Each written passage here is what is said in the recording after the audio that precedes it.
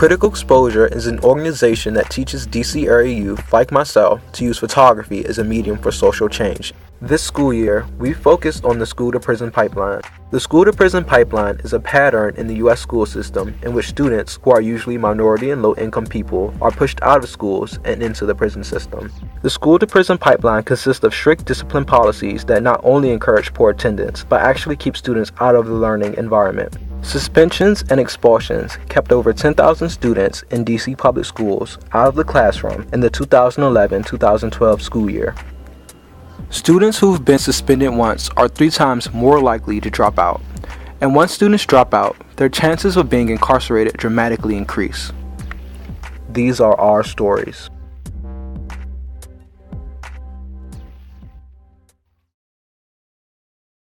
When I go to school outside, there are cops. And when I go inside the school, there's metal detectors. And the long line of us students have to walk through it in order to get inside the school. Our school has cameras everywhere, even in places where you wouldn't even notice, like we are criminals. One day I was walking to school, my friends came out and said that our school building looks like a prison building. But Luke C. Moore Senior High School is actually the school that helped me and my friends get on the right path so we could be successful in life. But the surroundings inside make some kids not want to come. The billboards in the school are supposed to be persuasive, but instead there's nothing on them. Not a lot of kids come to school. In fact, there are more kids in the class that don't belong there than the ones that's supposed to be there. When you need a counselor, principal, or administrator, they are never there because they're always helping someone, especially when there's like one counselor for the whole school. Our library has no books in it, yet there are sensors at the door so no one can steal anything. But how could you steal a book that's not there? I've been kicked out of different schools and ended up getting arrested. I got arrested when I was suspended and living in the streets. When I came home, I was still in the wrong state of mind, but I ended up getting myself back on track. All of my suspensions and expulsions added up to being caught more than I was in school. Now I got my life back together and want to help kids so they would not have to follow my footsteps. Ever since I've been doing good, I've been back in action with Critical Exposure. We've been going to meetings around the country, talking about issues. I think adding restorative justice programs inside the school will help kids from dropping out. Peer juries are when a student gets in trouble, he or she has a chance to tell his peers how he or she got in trouble, and based on his peers' decision, they will give a small punishment. Something like writing an essay or apology letter. Truthfully, I think if there were more peer juries, then I wouldn't have gotten arrested, because it would have kept me in school more than it kept me in the streets. This can help students from feeling like their life is being flushed away in the toilet.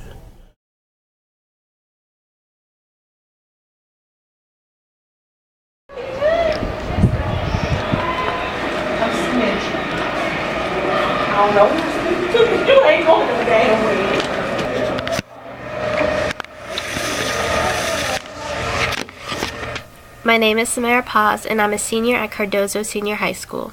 At the beginning of the year, I worked in ISS, in-school suspension. I collected work for students from their teachers so they wouldn't be behind in class when they returned. I memorized most of the students' schedules because they had been in ISS many times before. They would complete their work in first period and had nothing to do for the remainder of the day. I started to realize that in-school suspension was not helping the students because I saw the same faces in that room every week. My name is Mark, and I've been in school suspension 20 times. My name is Willie Johnson. Been in school suspension for not wearing uniform 10 times. I've been in school suspension 5 times. My name is Timmy. I've been in school suspension 2 or 3 times. One was because I got permission to leave out my classroom, and then my teacher said that I walk out. On this day, the students were frustrated and exhausted with being in ISS. One of the boys yelled, "This is like a prison." A locked door so no one can enter, supervised and limited bathroom breaks, and early lunch. Once they finish their assigned work, they must sit quietly until the day is over. Is this your first time in school? Mm-hmm. And how does it feel? Boring.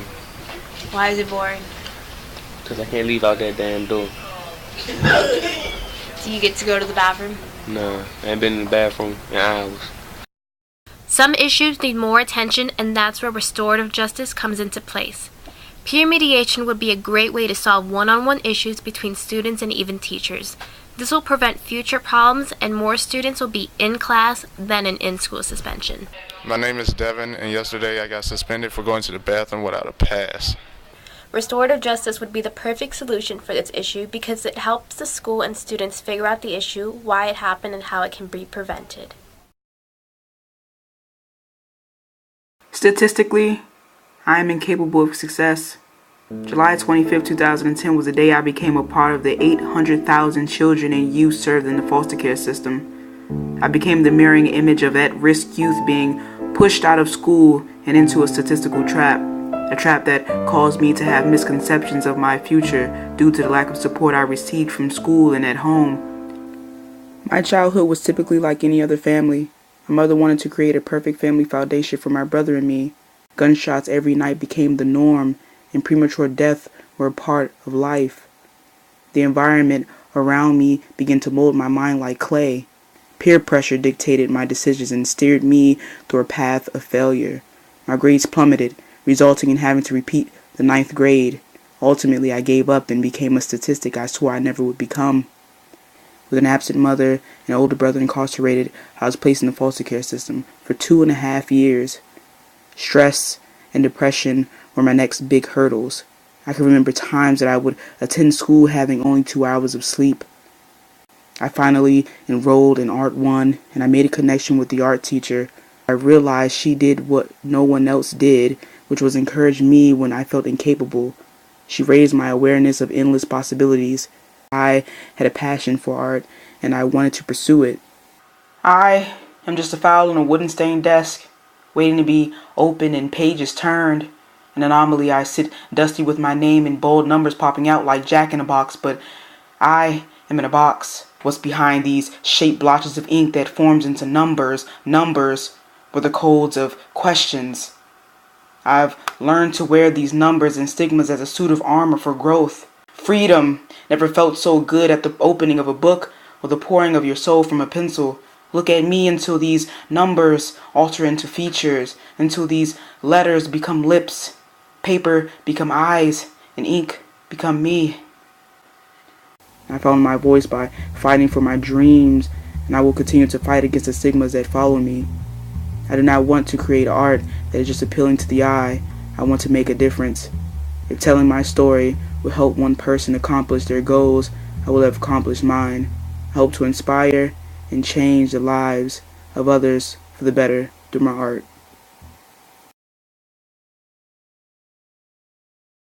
When I first joined Critical Exposure, I had no idea what the school-to-prison pipeline was. In my schools, I've had support and someone who wanted to see me succeed. It was shocking to me that so many people my age were having all these problems in schools. I wanted to know if any of my friends knew what this was and if they felt like they were going through it. So I explained to them what the school-to-prison pipeline was and had them tell me their stories.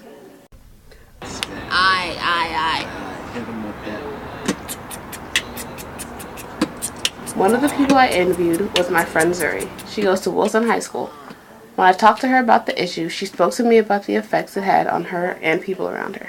I know so many kids that have dropped out and people who just don't show up to school, and I really think that it goes back to minorities not being supported in school.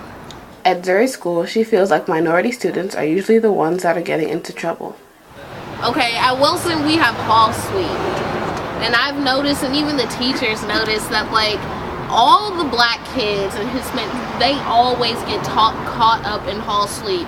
And white kids, they can walk in 10 minutes late without anyone saying anything. I also interviewed my friend Atan, whose drawing talent used to get him into trouble. At my old school, people they wouldn't really push for the advancement of your talents. You could be trying to perfect something, and they wouldn't really know the gist of it. So I would go around and draw on boxes and stuff, and I get in trouble for that, and they would just be like, what, why?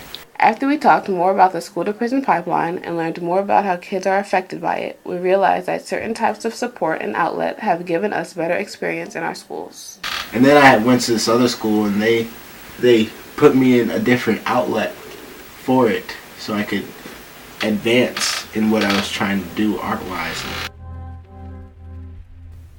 The lack of communication between students and faculty pushes kids further down the school-to-prison pipeline.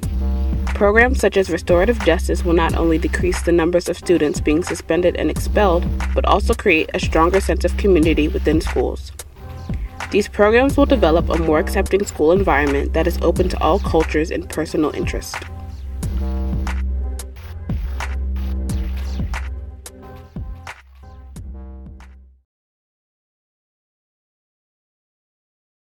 Hi, I'm 902453, also known as Tavon. What I think about school is that it's a facility that is designed to help the youth reach their goals, which are graduating high school and going to college to get a good job. Prisons are designed to keep killers, rapists, and other forms of criminals behind bars, but in reality, schools are like prisons, meaning the students are the prisoners and the principals are the wardens, while the teachers and staff, as well as the security guards and police officers, are the prison guards. School is basically a 4-year sentence with harsh consequences for minor things. My story starts back to my freshman year of high school in 2007. I made a choice that nearly landed me in prison, and then I was put out of my first high school. During the 6 months that I was in Free State, I started writing. I feel as though that writing helped me suppress the anger that I had. I'm now 21 years old and still trying to get out of high school. We must consider the cost the school-to-prison pipeline has to these students, their families, and their communities. I hope that our stories have demonstrated the effectiveness of restorative justice in the DC public school system, as well as nationwide. We urge you to get involved with or support campaigns advocating for restorative justice programs. Here are some links with more info on the school-to-prison pipeline and restorative justice.